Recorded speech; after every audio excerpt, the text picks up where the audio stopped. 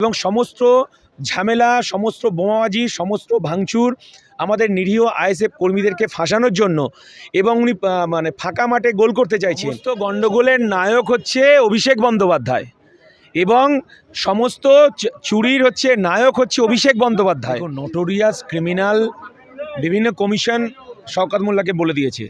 শওকত মোল্লার ভাতৃপ্রতিম শেখ শাহজাহান জেলে এবং সন্ত্রাসের নায়ক এই হচ্ছে শওকত মোল্লা। শুনে রাখুন, এর পরের লাইন হচ্ছে শওকত মোল্লা এবং শওকত মোল্লার জায়গা হচ্ছে তিহারে। এটুকু পরিষ্কারভাবে বলে দিতে পারি। এবং সমস্ত ঝামেলা, সমস্ত বোমাবাজি, সমস্ত ভাঙচুর আমাদের নিরীহ আইএসএফ কর্মীদেরকে ফাঁসানোর জন্য এবং উনি মানে ফাঁকা মাঠে গোল করতে চাইছেন। শওকত বাবুকে বলে দিন সেটা হবে না, আমার দলের চেয়ারম্যান বলে দিয়েছেন। তার জন্য বিচারপতিরা আছেন, তারা দক্ষতার সঙ্গে কোনটা মিথ্যা মামলা আর কোনটা সাজানো মামলা সেটা শওকত মোল্লা যতই চক্রান্ত করুক, এবারে শওকত মোল্লা এর পরের লাইন শওকত মোল্লার জায়গা হচ্ছে তিহারে।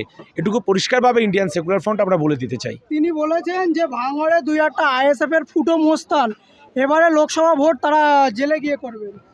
দেখুন, শওকত মোল্লার সমস্ত কথার উত্তর দেওয়ার মতো পরিস্থিতি বা মানসিকতা নেই, কারণ উনি সন্ত্রাসের নায়ক পশ্চিমবাংলায়।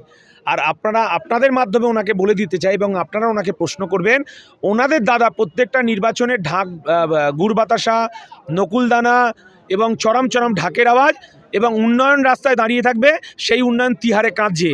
আর ওনার যে বন্ধু শেখ শাহজাহান, তিনি প্রিজন ভ্যান থেকে কাঁদছে এবং ভগবান আল্লাহর কাছে দোয়া করতে বলছেন, তিনি যে ভুল করেছেন তার প্রায়শ্চিত্ত চাইছেন। কিন্তু বাংলার মানুষ বুঝে গেছে এই শওকত মোল্লাদের পশ্চিমবাংলায় জায়গা নেই, শওকত মোল্লা জেলে যাবেন। সমস্ত গণ্ডগোলের নায়ক হচ্ছে অভিষেক বন্দ্যোপাধ্যায় এবং সমস্ত চুরির নায়ক হচ্ছে অভিষেক বন্দ্যোপাধ্যায়।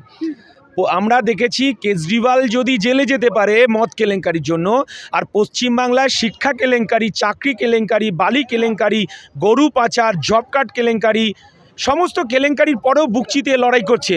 এবং এটা পরিষ্কার, বিজেমূল যে তত্ত্ব, যাহাই বিজেপি তাহাই তৃণমূল, যাহাই তৃণমূল তাহাই বিজেপি, ওনাদের দাদা মুকুল রায় বলে দিয়েছেন। এই কথাটা শওকত মোল্লাকে বলে দেবেন।